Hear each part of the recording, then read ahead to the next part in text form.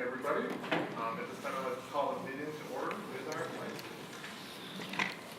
I pledge allegiance to the flag of the United States of America and to the republic for which it stands, one nation, under God, indivisible, with liberty and justice for all.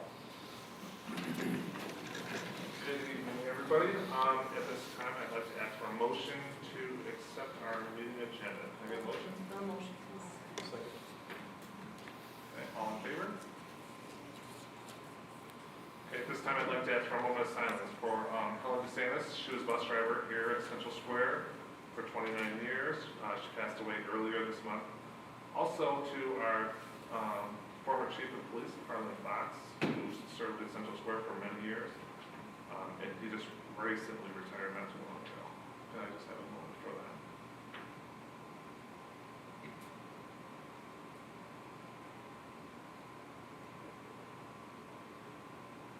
Thank you. We'll move on to item C, which is our community open forum. We have a lot of community here, so I'd like to see if you have any cards. I'd also like to move the agenda up a little bit. Mr. Stevens is doing the play for Cinderella, and he wanted to come in and do a quick presentation on what they're doing.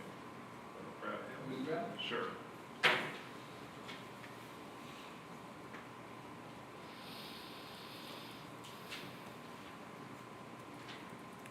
I'll introduce Mr. Stevens here as, are you the king? Yes. Okay, King Stevens. The floor is yours. Sorry I'm late. We're just getting ready for the big night. It's going to be fantastic. I'm glad to be here tonight. Your Highness, don't we have an announcement to make? You're right, do. This is why you're the royal steward, Lionel. Say, what is coming How could you forget? Your son is throwing a ball. on? Throwing a ball? When does this happen? Oh, you know, just Thursday at 4 p.m. Also Friday and Saturday at 7 p.m. for those who cannot make it for the first ball. I mean, who's showing up to these announcements? Well, obviously, your son, Christopher, also known as Eli Connor, will be showing up. I will be there, your humble steward, Lionel Connor Master. I heard some maiden from the village is coming as well. Her name seems to be Cinderella, but I've also heard her called Madison Giesma. Who else? Oh, there's this woman coming along, and she scares me. They call her the stepmother, but I've also heard her go by Samantha Cook. And, naturally, the woman who organized this whole thing, your lovely wife, Her Majesty, Anna Wheeler, will be Did I hear my name called? Guys, we gotta go. You have something about an orchestra coming in town? Yeah, that thing we were talking about before. Get ready for that thing. And what is that about the orchestra? You'll find out.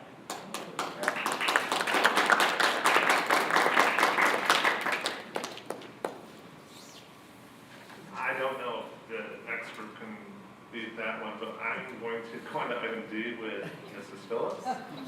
We would like to see your presentation of that. I'm dead. Is it me or Maureen? It's you. I would have known. I would have like. Well, you can have an accent. So should we call you Queen?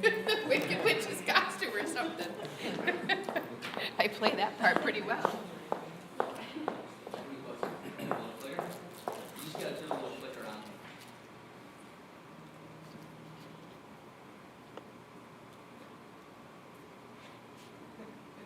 Alrighty, you gotta give like a PD. Right? It's so tiny, yeah. I gotta get those glasses that Mr. Colarusso wears. It's true. Okay, so we are here, Mr. Patch, to talk about mid-year data. You ready? I am ready. All right, let's go. All right, so same format that we have done in the past. And sorry for the delay. We had a little issue with our technology program, and I'm still not 100% certain that it's all rectified, but at least this one consultant that I was working with, her data's there. So I'm gonna assume that this is pretty accurate, but it might be missing a few kids. So kindergarten as a whole, again, remember this is that composite result, so that those results take into account all of those different subsets. So this is where we were. The one is fall benchmark, so there were 134 students who in the fall were red for their composite score, and then the number 2 is where those 134 students, where they are now. So 57 of them are still in that well below average range, and 9 are in the well above benchmark. So that's how, just a reminder that that's how we read that. So over half of the students who were red moved to different levels. And last year we had 131 students who were red in the fall, and little more than half remained in the red. So we had about the same, but our growth this year, we had more students remain in the red last year than we have this year. So I think we're headed in the right direction and making, I think we may have cracked a code or figured some things out. And as, you know, you can see the composite part, so down there I know that we have, the question is always if they're blue and they kind of dip down to green or they go down. With some of these different tasks, as kids kind of master certain levels and they go into a different one and then they get tested again, sometimes they slip back because their brain is kind of already past that stage, so it's hard to kind of go back sometimes. So, but we definitely know who those kids are, and sometimes it's an anomaly or, you know, but that's kind of that. So here's that phonological awareness part that we talk about. And this is broken up by school now, so just this one sub-test, and you can see how the kids did in each building at the different levels. So this is one of the areas that we're really working on strengthening. And right before, it was 2 weeks ago, I met with the UPK teachers so the Head Start teacher in at Sunny Days, and we were kind of talking about transitioning those kids who would transition into us for kindergarten, and we spoke about this and how that, if they try to bring those skills in, that it's going to strengthen our kids to be ready for kindergarten. So working with our outside agencies as well to strengthen this part, because this is the foundation of reading.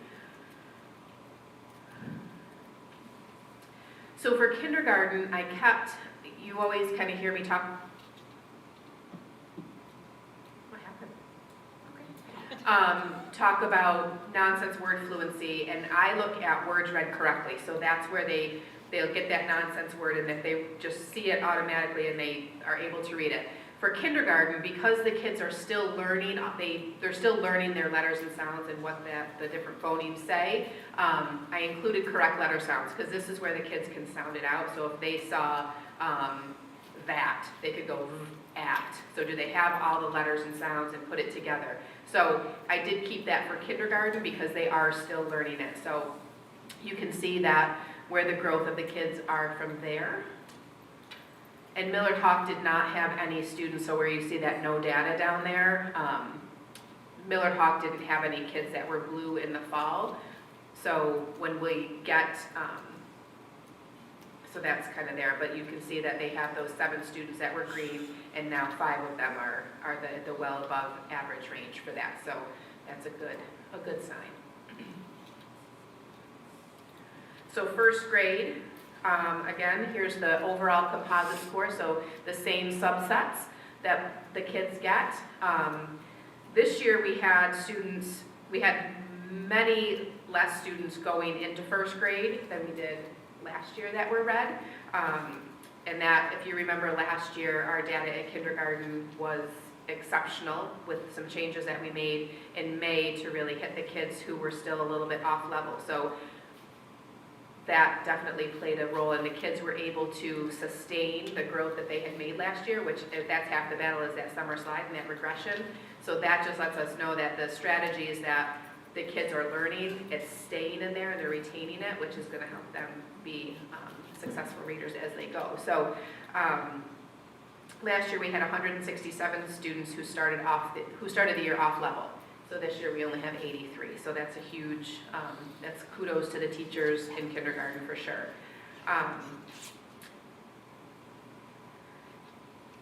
And those are those foundational skills. So we want those kids to be, you know, stronger when they come in. And then here's that phoneme segmentation. So again, it gets a little bit more tricky when the kids get into first grade, a little bit more complex, but you can see that the kids are continuing to grow. And then that's where, so you see Brewerton, 2 students kind of slip down to yellow and some into green. So for some of those kids, they're already into nonsense words and really reading the word. So to break a word apart, they kind of are like, wait, why am I breaking it apart? I already know how to put, you know, so some of it's that. But that's to be expected usually when they get up that part. Hold there for a second. Mm-hmm. That just, like, I love how you break it down, and for instance, for the top line, I'm guessing. That's Cole, yeah.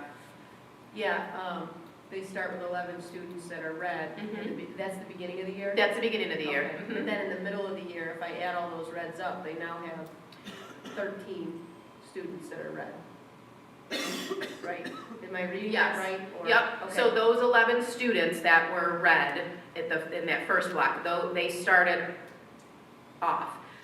Of those 11, 6 of them are still there. 3 went to green and 2 went to blue. And then you can see the yellow, 1 student Drop dipped down to back. red, Yep. And then from the green, 4 students Yep. drop down, and, yeah, when I see that, it concerns me in the sense of, you know, that's great that we focus that extra Mhm. time on those red students, and 5 of them became green and blue. Right. But how much of that time that was focused on those students was neglected from the yellow, green, and blue, and that's why we now have 7 students Right. down there in red to start for the mid-year data.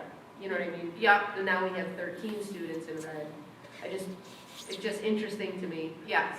So sometimes, and again, those kids that were blue, they already had that skill mastered, so either, and I know that their data team meetings, because they met, you know, this was done at the end of January, so they had data team meetings all week, at the end of January, so was that last week? And that was one of their, when they break it down and they look at those students, kind of what happened with them. Some of them are already past this point, so to switch it in their brain, they kind of struggle a little bit because they're beyond that. So they're like, I'm already putting words together, but to drop down that significant, I would have to ask them Yeah. No, why it's- that is, but that's usually why some of those high kids end up going backwards, because they're already beyond that. Yeah. But those are the conversations that they have at their individual grade level meetings, as to who are because you can click in the program, we can click right on that red to Right. see who those kids are. No, it's helpful. I love the way you have it broken down. It helps us understand where those students Yeah. went, but then in my own mind, I'm just looking at the data and I'm like, okay, well, let's look at the blue. Right. There was Yep, there were 7. 7 and now there's 2. right, but there's Oh, not. all the There's way actually across, 11, right, yes. which is great. Correct. But then when you go down to the third line, there was 16 blue, Yep. and now there's only 14, you know, and so it's just, there's other pieces of data that are in that chart that are interesting to Yeah. me. And you always want to see even the greens that started in that third column. You want to see them either stay green, because that means they're still growing and they're still Right. at where they need to, or go to blue. So those are the conversations that they have, because if they're not maintaining that, is it just this one subtest and then those kids are fine and the nonsense word Well, that's fluency? certainly one of the biggest, go to Yeah. 25 students in blue, to drop then to only have 11 students in blue at the mid-year point. Yep, No, it's interesting, right, how that works out. yeah. Now I switch to words read correctly. So this is where they look at those nonsense words. So these are those kids that have the code and their letter sounds, and they can look at a word quickly and read what it says. So you can see where these kids now, a lot of them stayed up there, and we've got some of those kids that were green getting into the blue, which they weren't in the fall. So this is that I can see a word and I can put it all together and blend it up, so.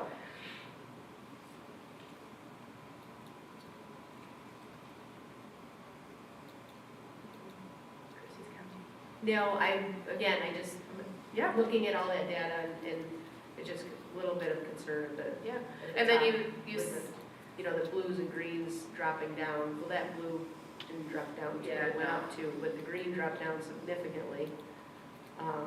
And the red increased again. Yeah. And so just different way to look at the data. Yep. And those are the questions that I have when I meet with them, is to, because there's some in and out, there's some grade There's- levels that, that when you see the kids that were yellow and now they're all green, or they were, 11 and now you've got, the half of them, they're up in the yellow and the green, so some work to be done with certain ones. Yeah, I mean, the second is in Brewerton, the yellow's all going to green, that's Right. great. Like, that's exactly what we want to see. Right. But, Yeah. then to see the next line, is it Hastings? Yep. The fives grew the 5 reds grew significantly throughout the bottom. I mean, we're up to 16 reds now, and yellows also. Yeah, and this is first grade, so the first grade kids at Hastings were working on some behaviors there. Yeah, I mean, Better. it's not just Hastings, Millard Hawk has the same thing, they went up to 26 from 12. Yep. That were in the red, so just different ways of looking at it is all, but I mean, I'm happy that there's progression for some of the students. It just Yep. concerns me with the regression for a significant number of students. Yep. And that's a conversation that Kira and Toby had at Hastings about first grade, because and when you dig down, there's behaviors that are impacting many kids Is at that that the grade case level. of Millard Hawk? Millard Hawk almost looks like it's having more of a problem there. Millard Hawk, I'm working with Jen and Rachel. They have changed up what they're doing now because of how their data was. I'm not certain on that because there's not many.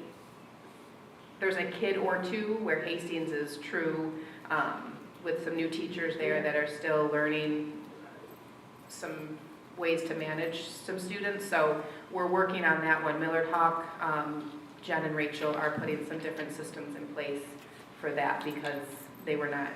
Yeah. Yeah. Well, it's just looking at the reds and yellows. Yep. I mean, there's 29 students there and only 4 increased. Yeah, that's 17 when you have 17 and now 12 of them are red. Right, well, and they've only 4 of them out Yeah. of both of those sections actually increased. Right.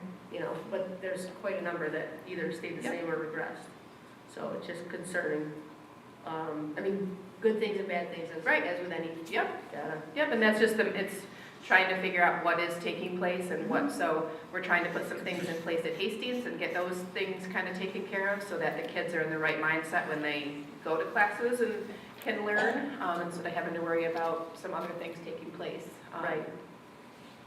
Yep. And what are we, I mean, you said that they had conversations for the behavioral things, because I've had, over the course of the year, a few people in the community have mentioned some things going on in some of the classrooms that their children are in, and are we, I guess, are we taking proactive action with respect to, are we giving TA in the classroom that has particular struggles moving students, doing something? We are, and I can jump in on this. We definitely put TAs in for some of those students that are the outlier students. I know some of the parents would like a magic wand because, if their kid's in a room and a kid, let's say, got up and tore stuff off the wall that wasn't being violent towards other people, parents need to understand that we can't just say, okay, that kid's going to be gone. So there are things that we do, and there's plans, behavioral supports that we're legally required to put in place, and we chart the behavior, and they're required 6 weeks. We can't even think of moving somebody before 6 weeks because the state would say absolutely not. So we have all of these things in place, and some of the students are in the process of intaking to a more restrictive environment that goes beyond the traditional school environment. But I'm glad you brought that up because it's important that parents need to understand that we don't just sit back when students go. They're having some outbursts and whatnot. I did say during COVID, there's a lot of students that are really struggling. I'm not making excuses by any means, but there's things that kids have experienced at home that are, major, what do they call them, adverse childhood experiences, the ACEs. And I just watched an excellent presentation that Ryan Oyer, Assistant Director of Special Ed, and Chrissy Smith had put on. Again, not making excuses, but we have things in place and we have protocols that we have to follow, or we will be told from BOCES or anybody that houses these special programs, there's not enough data for us to be, for the CSE to come in and say, okay. But I want the parents to know that we take that very seriously, because we don't want anyone's students to not, be negatively impacted their learning because of another student's behavior. No matter, even if that behavior is caused by some horrific things that had taken place in this kid's life, we don't turn a blind eye to that. But we definitely, what we can do is put a TA there, make sure that there's regular breaks with those students. And if we have to, in some situations, we go to a shortened day for some of those students that can't function in that environment. But for some students, the end result is they need to have a different placement, behavioral. There's no doubt that, the last 2 and 3 years for our students across the board has had varying levels of, interference with their either discipline, academic achievement, whatever it is. I'm not disputing that. I just want to make sure that the teachers have the tools that they need to continue progression on these charts, as opposed to, if they don't have an environment that they can reach the students in, if it's such a distracting environment, it doesn't matter how much, then we can have the most brilliant teacher in that classroom, and it's not going to be able to engage students that are being distracted constantly. So, And that I can say is one of the issues at Hastings this year. So that's because the kids change classes for their skills block, and no matter where you go, your mindset's not ready to absorb whatever it is that you're. Right, they're checked out. So yeah, They're so already checked out. so we're working on that and different strategies and things like that. So hopefully that it looks different in the spring for sure. So here's our second grade oral reading fluency result. So this is the end result. This is where we want the kids really to take all of those skills and be able to apply it. And you can see, fluency, they get a timed passage, 1 minute, how many words can they read? But it's not just speed reading. They have to actually have that, tone, pausing, and those things that go along with fluency, not just, ready, go. We frown from that. We tell the kids, don't do that, because that's not reading. That's not how we read when we read other, books and things like that. So here is how the kids are doing with that.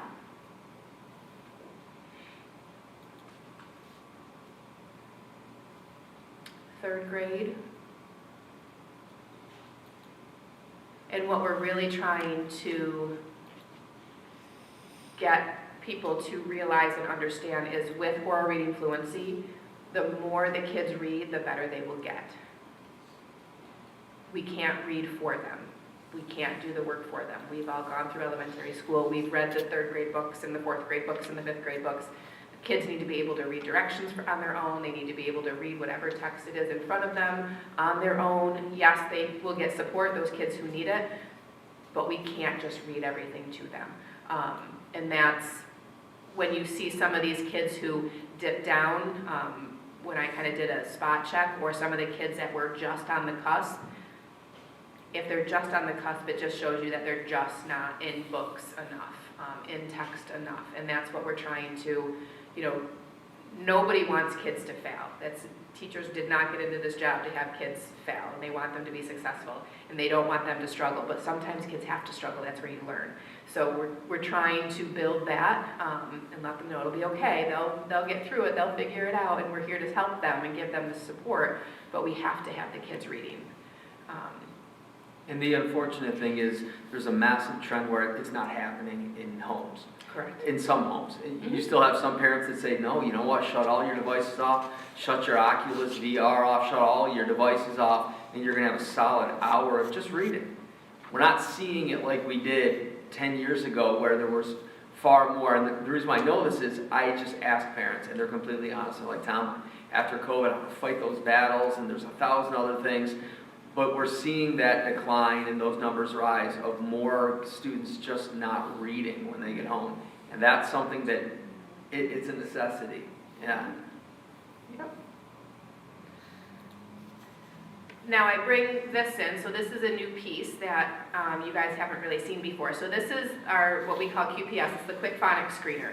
So in the fall, if you remember, I shared with you that we changed how, when we saw the results of this last year, for our high kids, so you've got, these are all the different skills that the kids learn how. And the first column is, you just see, words. And then the second column, so like with the VC and CVC, so that's vowel consonant and consonant vowel consonant.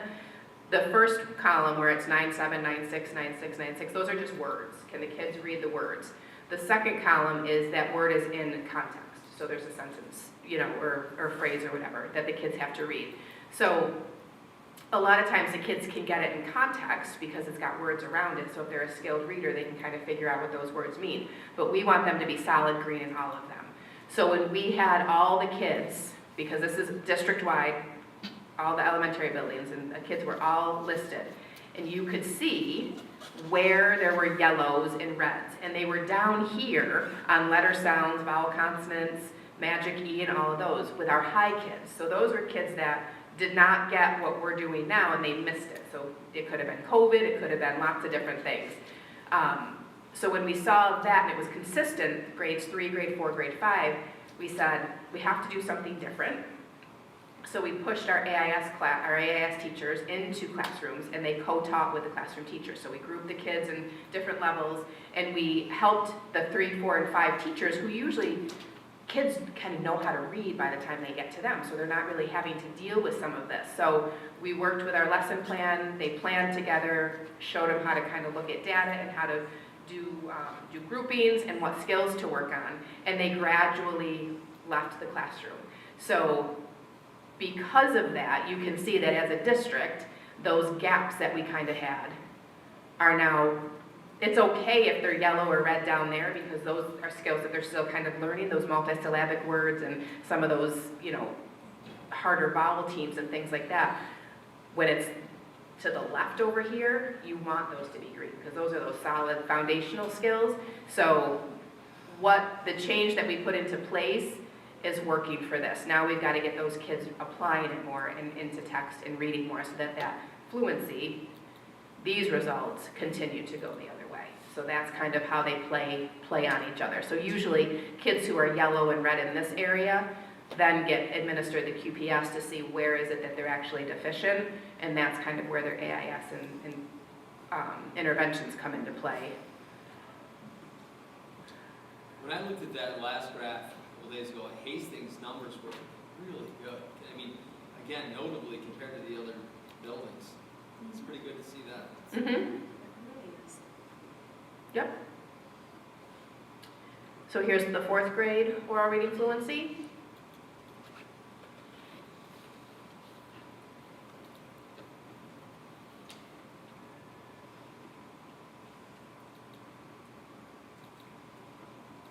And then there's their QPS. So that's what we want to see. And those 4-syllable words, they're not really there yet. They're not, they're just kind of into that 2, 3-syllable word. So 4s will kind of start to come.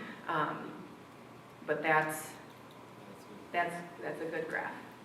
That's pretty. You can go back one slide. Mm-hmm. So the 4th and 3rd, I'm noticing there's a lot less movement. Yes. Seems like the reds, for the most part, stay red, and the blues, for the most part, stay blue. Is there? So the kids who are typically the lower ones here, the kids who struggle, the reds, are usually the kids that have an IEP typically and have a struggle learning to read. Yeah. So they grow, and what some of these kids are, depending on how far off they are, they might get progress monitored off level so that they see a level of growth and success. So they've grown, but they haven't grown enough to jump out of, So they've got the accommodations and things like that, but that's usually that part down here. Which is interesting, because I know Tom frequently references the third grade. And when you go back one more slide to Yep. the third grade, it's almost the same picture of red. Yep. And if they're not reading on grade level by third grade, By the end of third grade, yeah. and now it takes looking Longer at to- these charts, and it's like, there's not much movement in the ones that were reading on grade level, the green and blue. Seems like they stay green and blue. And that's what, so we just had a PD session, the end of January, the 29th or 23rd, and we did meet with part of it was our AIS staff to try to get those, what are some different strategies and things that we can do to get our kids more automatic and more fluent, so that they are taking the skills that they're learning and applying it more, because the kids can do it, but they're still sounding everything out, and we have to break that. So trying to find, and we worked with our PD person up at City BOCES to try to get a different box, some different tools to put in our box of ways that we can work on that, so that these kids do start to move, even into the yellow, is good, but no, it usually is a little bit. Which is exactly, Chrissy, you're exactly right, because what we've always said is kindergarten through second grade, they're learning to read. Third grade on, they're reading to learn. And so for those students that haven't quite got what they needed, they're expected now to read, to be able to absorb and comprehend what they haven't got there. And whether people want to, look at it or not, it's not like a knock on people, but there's a direct correlation between socioeconomics and the number of vocabulary acquisition that kids have. And the discrepancy between that it's enormous. And they break it down and they say, well, this is the vocab that kids are, exposed to by first grade in this environment, by second grade in this environment. And there's a direct correlation between are they graduating on time based on that. So, to your point earlier, our teachers in some situations are really tasked with doing some monumental work. If there's the level of reading and focus on literacy isn't happening at home, if some parents just think, no, that's 100% just on the school, it's never 100% on the school. There has to be time dedicated for reading, and if any parents say that they don't have books, we will provide them with books and resources for them to be able to use at home. But there's a growing gap that we're seeing of reading in households now more than ever than in the past. Well, and I think that is, how can I say this? We know about the gap, so to me it's about, gathering your expertise, right, that we have and attacking it and trying to see what we can come up with. So if it's an hour a day or it's two, it's, whether it's giving them a quiet time where, the phones are checking at the door, everybody's giving them a book, we've got, to me, the biggest thing with COVID is that all the rules are broken, right?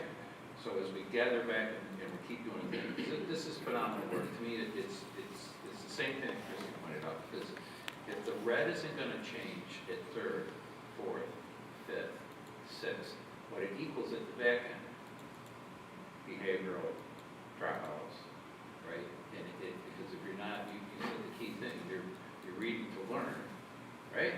If you don't have that skill, we're going to give you, 6 more years of this, and you're not going to be able to do it. So is that someplace that you're really going to want to be?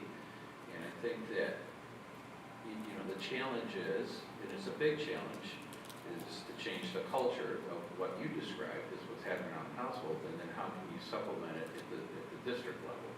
Not cure it, we're not going to cure it, but just supplement it in a little bit of a way.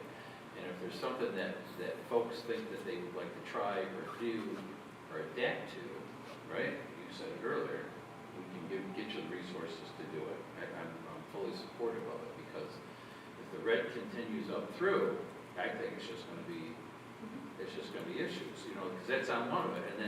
And then two, Tom, when I talked about it before, and I'm going to mention it now in the open, is that when you said that the kids that go to pre-K, right, test higher when they go into kindergarten because they've had the opportunity for pre-K, and your long-term goal is to turn and have a big pre-K down at the bottom of the hill. And I think to me, it's a failure, because at any point that we can do the things to get them there, Sonny, right?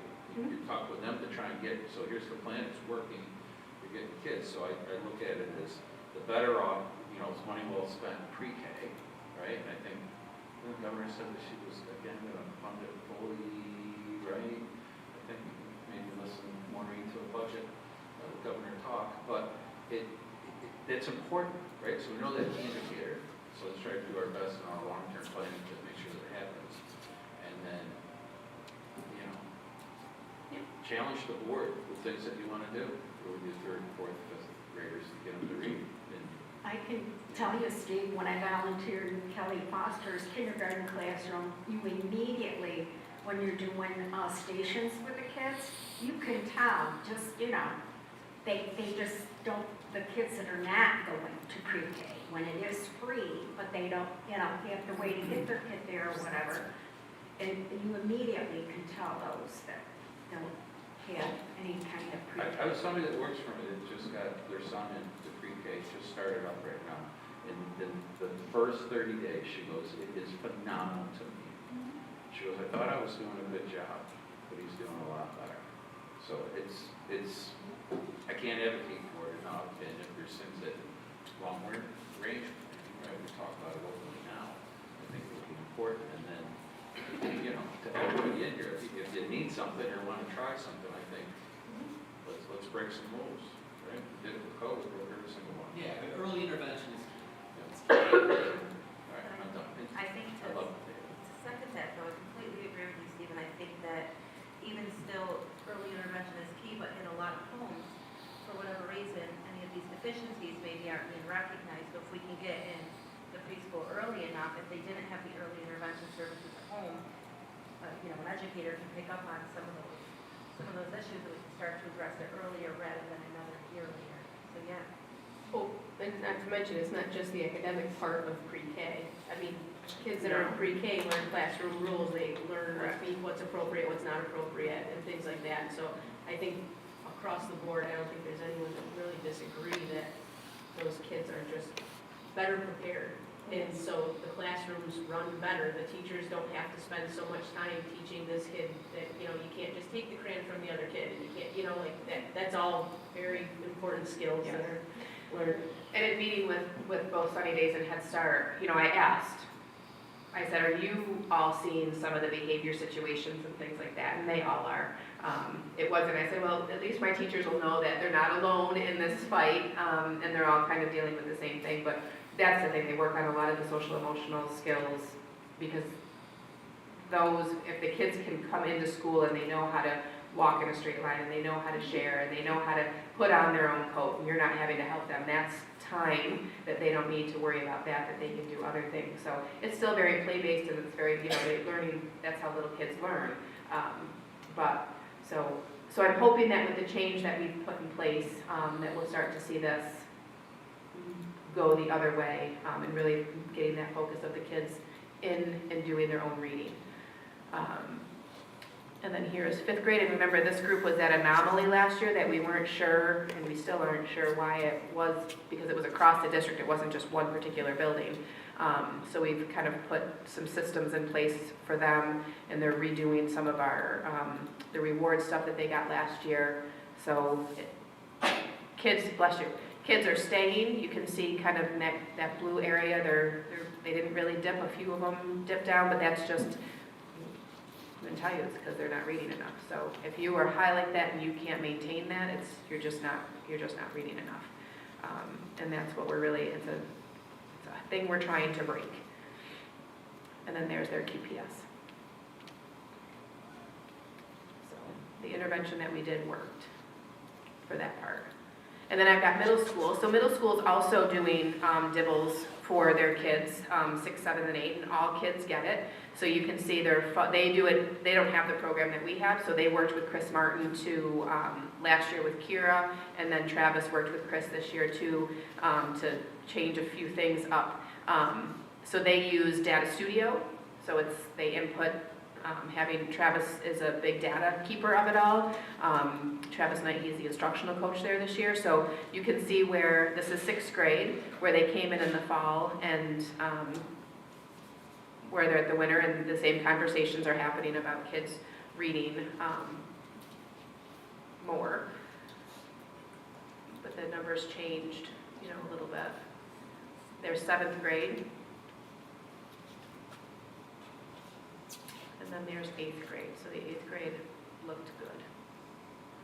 So you had more kids going to blue and green, and I'm just looking at those numbers. Was that the little bar at the top, does that mean 58 more students took the winter test? No, that's the benchmark that they needed to get to. Okay. How many words a minute?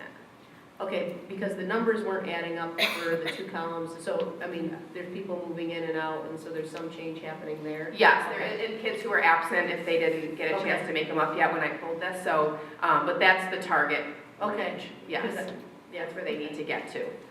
Yep. And then this is their QPS, so they QPS the kids who are in red and yellow or who get intervention of some sort. So this, you can see the 6th grade kids, 7th and then 8th is over there. I tried to keep it all on one. So you can see that the work that the elementary building is doing is starting to take effect. So change doesn't happen overnight, but you can see that the number of kids coming in with errors in those parts on the QPS are less than the 8th grade and the 7th grade. So I'm hopeful that in the next few years and with what we just did and the results of that, that this will even be reduced more and that those kids will go to 7th grade. And the middle school put together their schedule this year, so they've got that 4th period that they call it walk to read. So one of the scheduling issues at middle school, many middle schools, and Lori Hedges, who is our consultant right now, has worked with schools, and that is usually the biggest roadblock is the schedule. So if a student hits and can come out of AIS because of the way the schedule is built, they just have to stay there because there's no place else for them to go. So that doesn't work. Kids, then you get the behaviors because kids don't want to be there. So they built this walk to read 4th period in 6th grade. They started it there. Let's see how it goes. And they've had more kid movement through the levels and coming out that they had to do it in 7th and 8th grade also because there were kids coming out of AIS, so they kind of built that and they added in, you know, they moved some kids around and kids are changing groups. So it's very fluid, which is the way AIS is supposed to be. And the state, you know, kind of congratulated the middle school on the success of that change that they made. So it's definitely working. Well, you're talking about middle school. I don't think the board has officially heard the news, No, because it's not, like it's an official, it's unofficial official. so we can't officially tell them. So I wasn't going to until it's official. Okay. Well, unofficially, there's gonna be some really good news coming about our middle school. Unofficially. Unofficially. Well, why can't you just tell it to us unofficially? So I guess, So unofficially, we might unofficially not be targeted school anymore because of the hard work of everybody, but that's just unofficially until we make it official. Okay. Perfect. Thank you. Okay, any Yep. other questions? This is long, sorry, Maureen. It's not boring at all. Okay. thank you. Thank you, Eric. And now it's One, up for. one riveting presentation after the other, yeah. It's fascinating. Oh, here's the caption.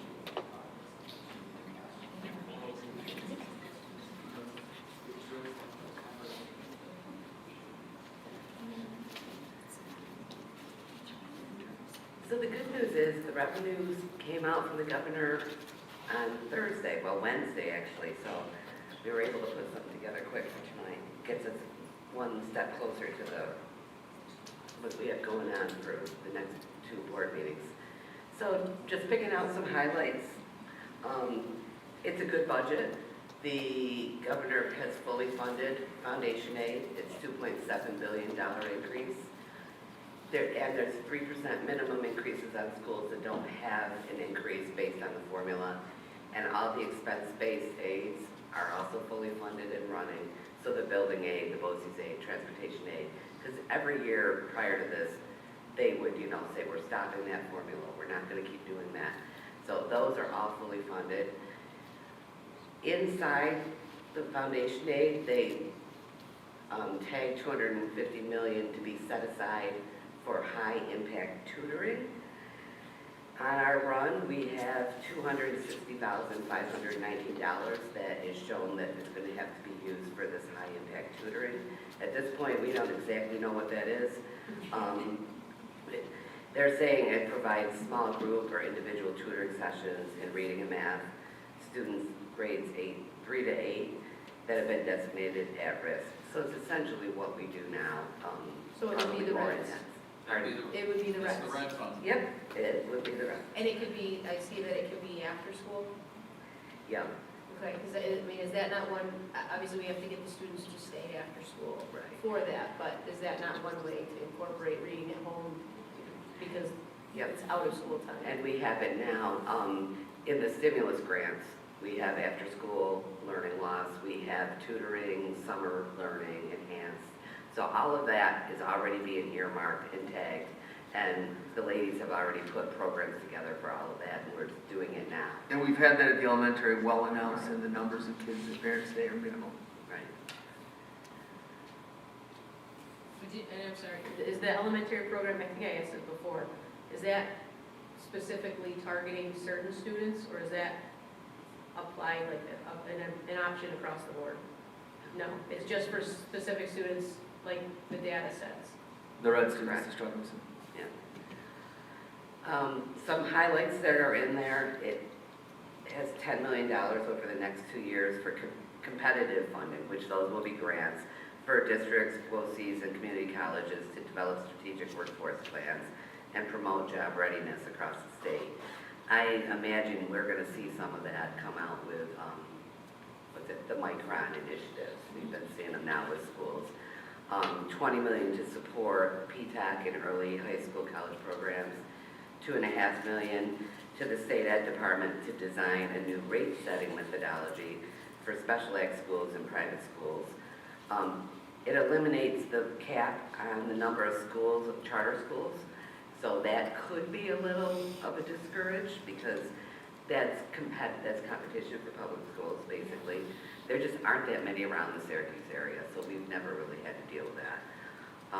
It extends the 1-year authorization for public sector retirees to work in school positions and not have a cap to their earnings. And it's proposing enhanced provisions for them. Connie, are you listening? You should listen to that one part. There's always been building aids for metal detectors, security cameras, and security devices. It basically codified it, and it's going to stay there from now on. There's also a couple of items that didn't get passed. We're always advocating for increase in the BOCES aidable salary limit and in the special services aids to support the CTE programming. That was not recommended.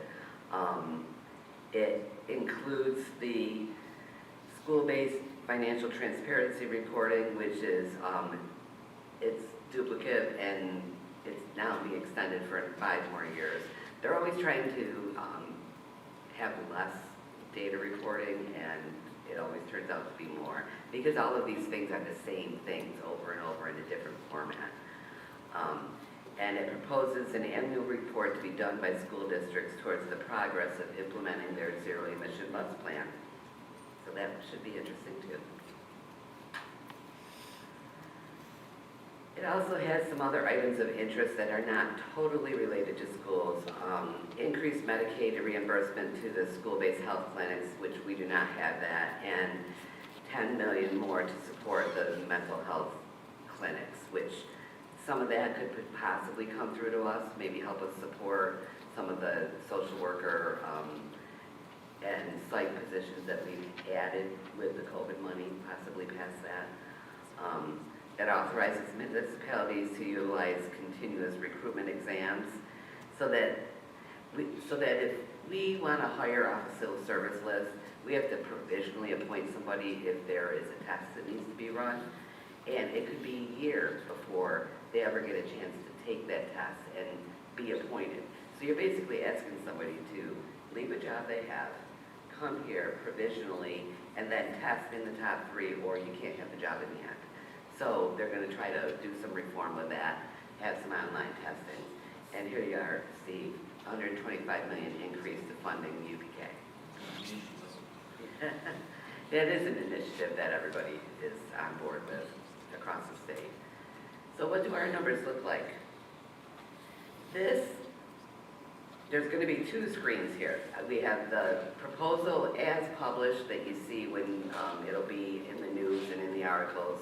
And this is the proposed numbers with the budget that we currently are in. So if you go back to the actual run that you see, the foundation aid, the blue line across the top, is the big gainer. That's an increase of $3.2 million. It's a 9.4% increase. So that's the headline. So that is good. We will be able to have a decent budget this year with, we're not going to be talking about what we have to cut. We're going to be talking about what we can save with the grants that are running out. The next set of white lines are the expense-based aids, building aid, transportation aid, BOCES aid. Public and private excess costs are essentially special ed monies that are driven for high-cost students. All of those aids are going to continue to run. On our package, it looks like it's going down 1.8 million. What this is running is the numbers that are in all these queues right now in this year versus the proposed budget.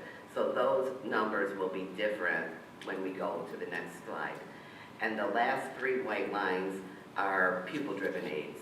They're a lot smaller in category, and they have been slowly going down because our population has been going down, and it's not really reflected here because, again, it's the numbers that are in the queue right now against the proposed budget.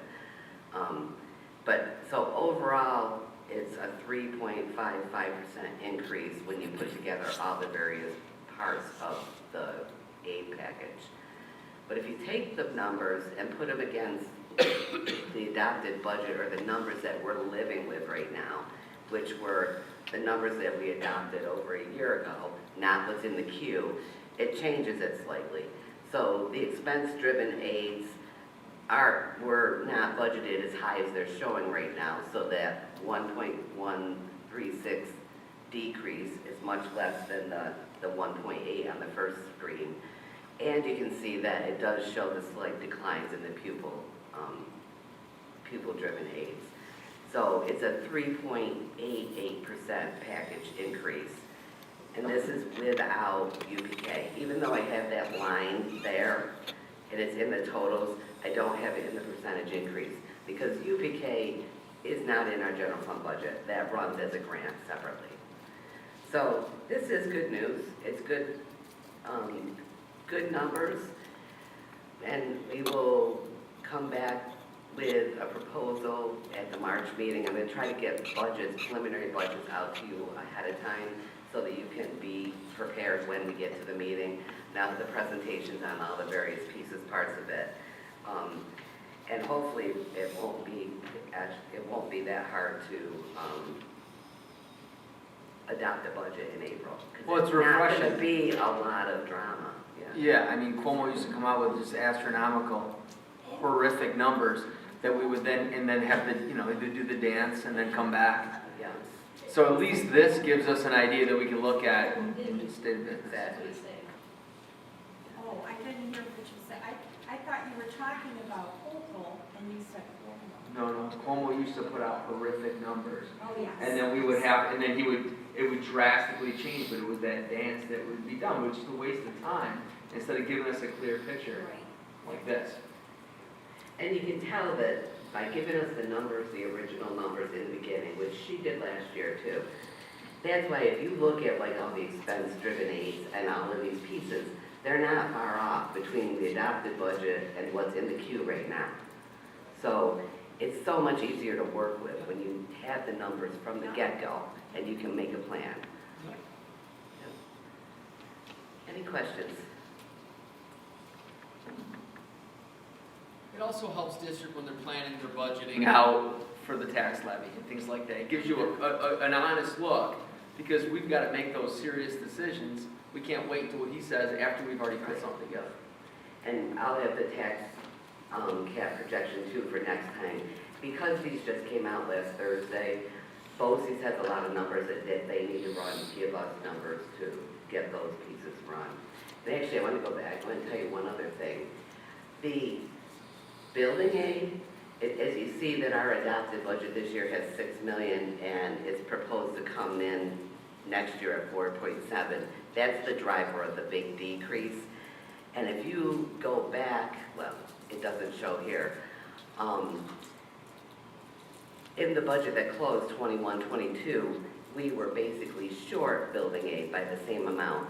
Our building aid hasn't flowed the way that it's shown through the system because the projects haven't been getting done in a timely manner.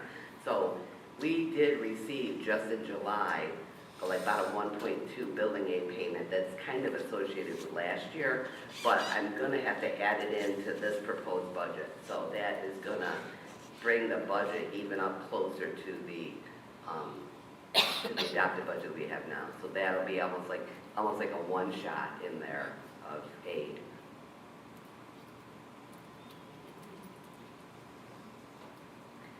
The next one I want to talk about is the fiscal stress reporting. That actually came out like 3 weeks ago. It's a fun little tool that the comptroller's office uses. It basically, they put out these fiscal stress monitoring scores for school districts, municipalities, villages across the state to help us and warn us if we have fiscal indicators showing that we might be under stress. And I do like the system. It's kind of cool, but it's also just interesting to run the system and put different numbers in there to see what drives it to like potentially pop up or go down. And one of the biggest drivers is fund balance.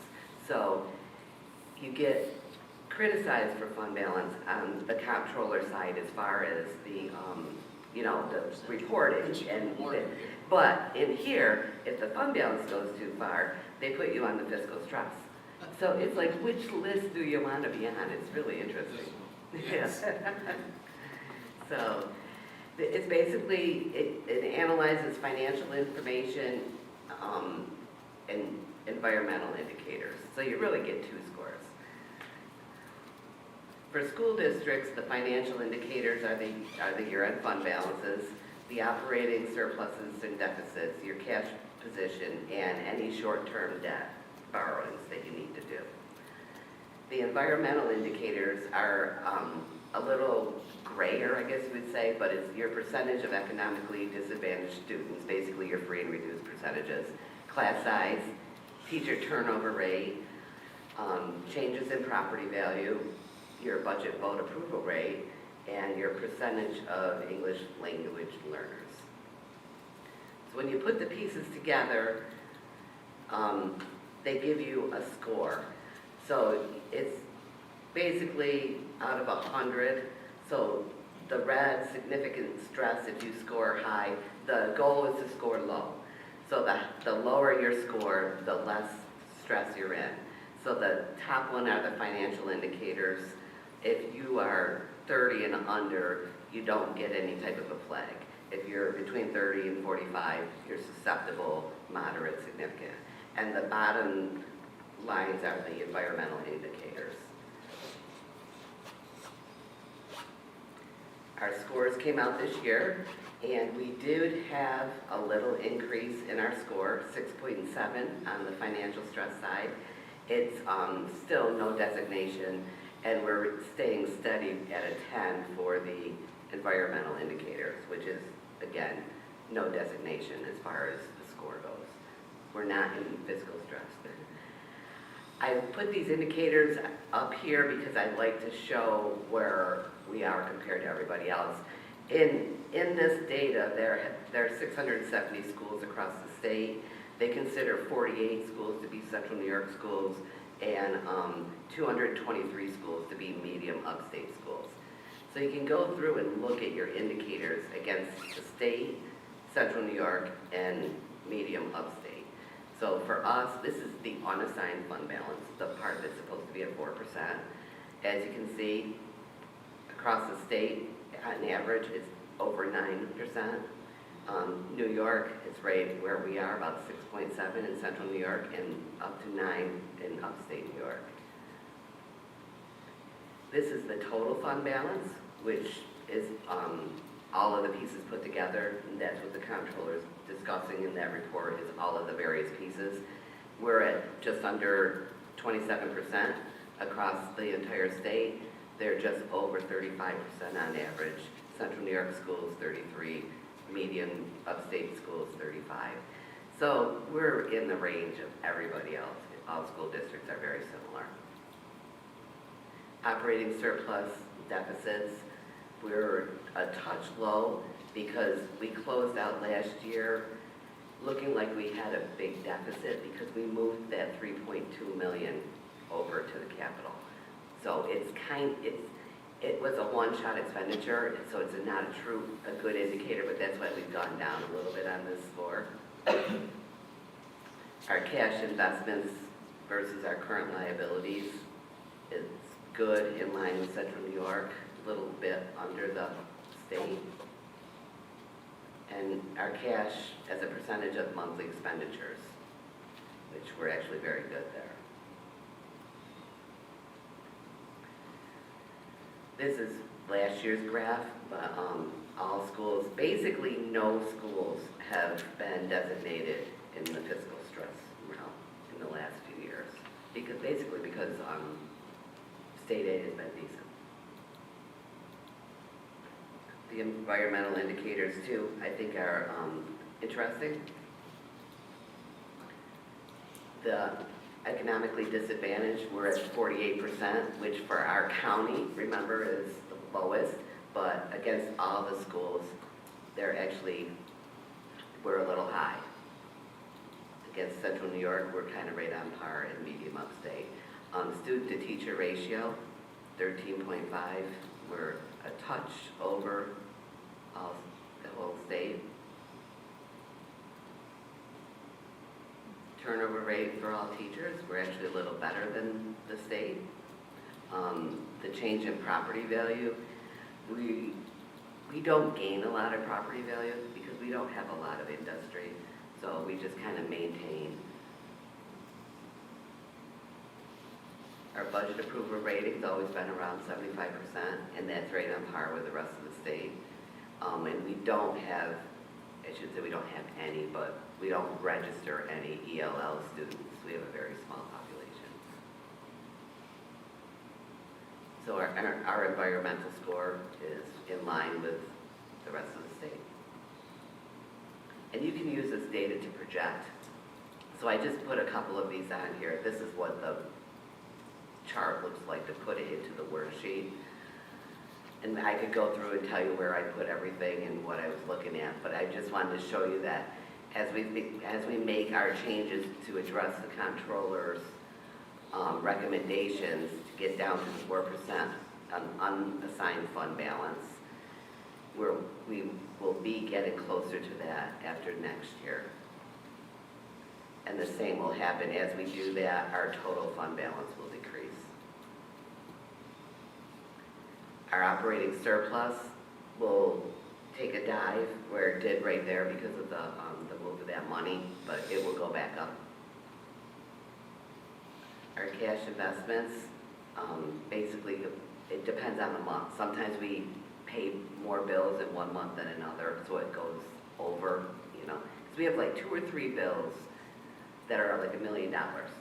So if for some reason it doesn't get into the last check run and it gets into the first one of the next month, it almost looks like we dumped $1 million into a different month. And our cash is a percentage of our monthly expenditures. That's going to go down to, that happens with fund balance as the indicator.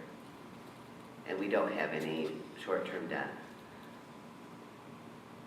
Does anybody want to ask any questions or anything? I know it's riveting.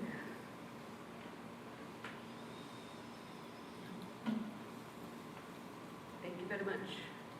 Thank you, Maureen. I'll try to get a budget to you in the next 2.5 weeks.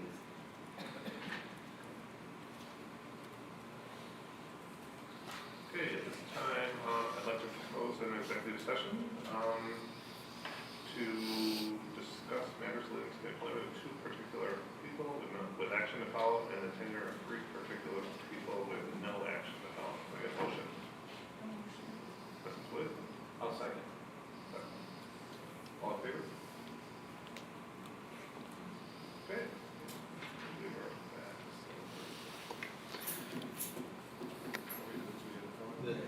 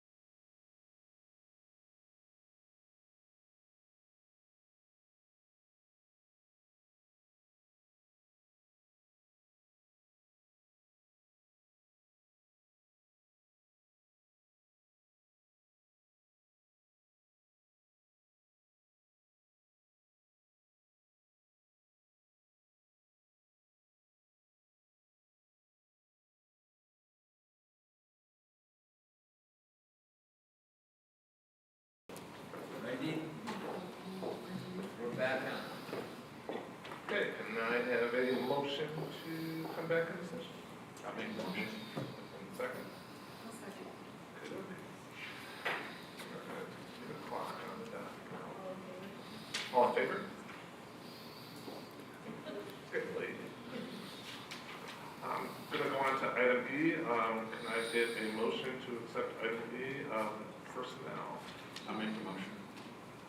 I'll second. And second. And Allison? And, all in favor? Okay, item F, consent agenda. Can I get a motion to accept the consent agenda? I'll make. Lori, and second? I'll second. All in favor?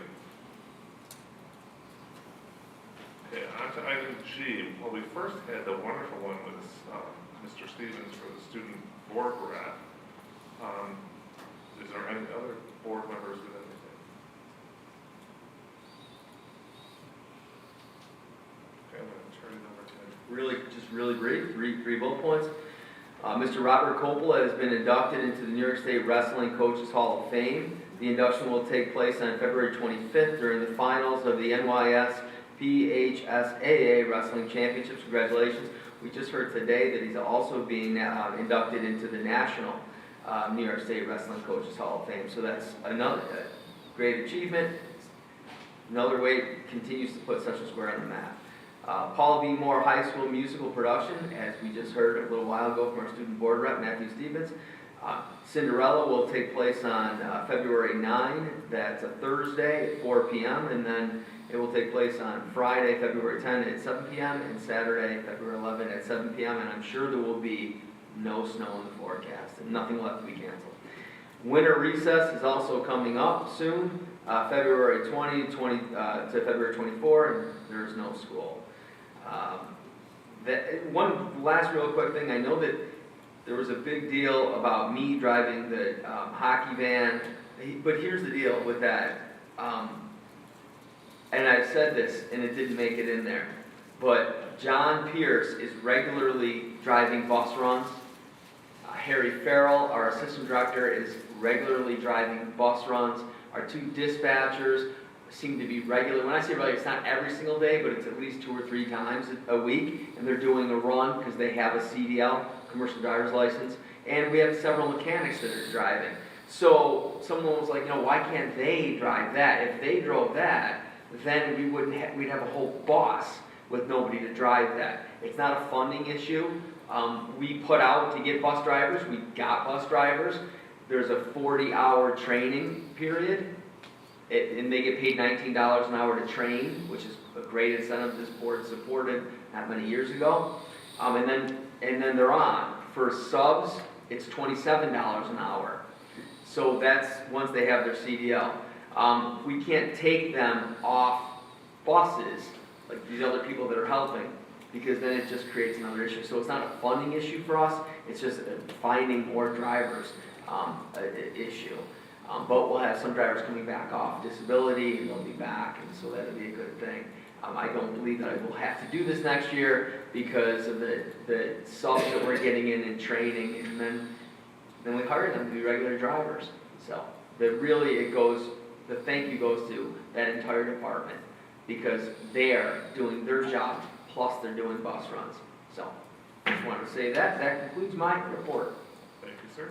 We'll move on to item H. I'd like to do the whole thing in its entirety, which is the policies, the student government trip, and the DECA trip. I need a motion to accept all of each. I'll make the motion. Lori, second. All in favor?